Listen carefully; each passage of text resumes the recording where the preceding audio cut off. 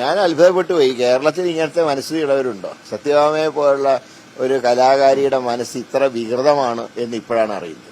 അപ്പോൾ ഇങ്ങനെ വികൃതമായിട്ടുള്ള മനസ്സ് കേരളത്തിൽ ഒരിക്കലും വിലപ്പോവില്ല എന്ന് തെളിയിക്കാൻ നമുക്ക് കഴിയാം. അതിനെല്ലാവരും ഒറ്റക്കെട്ടായി ഇതുപോലുള്ള വംശീയ പരാമർശങ്ങളെ ശക്തമായിട്ട് എതിർത്ത് തോൽപ്പിക്കേണ്ടതാണ്.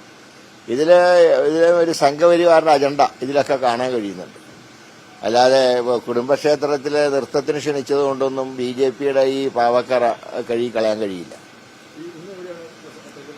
ഇന്ന് ഉല്ലൂർ നിയോജകമണ്ഡലത്തിന്റെ വിവിധ ഭാഗങ്ങളാണ്. അത് വളരെ തെറ്റായിട്ടുള്ള സമീപനമാണ് ED സ്വീകരിക്കുന്നത്. ഒരു പെരുമാറ്റച്ചട്ടം നിലനിൽക്കെ തെരഞ്ഞെടുപ്പിലേക്ക് നീങ്ങുന്ന നേരത്താണ് ഇങ്ങനെ ഒരു അറസ്റ്റ്.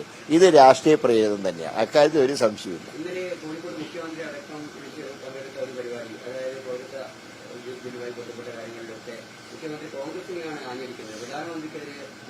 അല്ല, ഞാൻ പറഞ്ഞല്ലോ, കേരളത്തിലെ BJPയുടെ പതിപ്പാണ് പിണറായി എന്ന് പറഞ്ഞതിന്റെ അർത്ഥം. ഒരു യോഗത്തിൽ പോലും മോഡിയെ കുറിച്ചൊന്നും പറയുന്നില്ല. രാഹുൽ ഗാന്ധിയെ മാത്രം വിമർശിക്കുന്ന ഈ സംഘപരിവാർ മനസ്സിലുള്ള മുഖ്യമന്ത്രി, അദ്ദേഹം പോളിറ്റ് ബ്യൂറോ അംഗമാണല്ലോ. രാജസ്ഥാനിൽ കോൺഗ്രസിന്റെ ഔദാര്യത്തിൽ മത്സരിക്കുന്ന പാർട്ടിയുടെ കേരളത്തിലെ ജൽപ്പനങ്ങൾ ആരും മുഖവിലേക്ക് എടുക്കില്ല. അത്രയ്ക്ക് കോൺഗ്രസ് വിരോധം അദ്ദേഹത്തിനുണ്ടെങ്കിൽ കോൺഗ്രസ് പിന്തുണയോടുകൂടിയുള്ള മത്സരം വേണ്ട എന്ന് പറയാനുള്ള ചങ്കൂറ്റ് അദ്ദേഹം കാണിക്കാം. കോൺഗ്രസിന്റെ ഔദാര്യത്തിലാണ് രാജസ്ഥാനിൽ മത്സരിക്കുന്നത്. അവരാണ് ഇവിടെ വന്ന് പിച്ചും പേയും പറഞ്ഞുകൊണ്ടിരിക്കുന്നത്.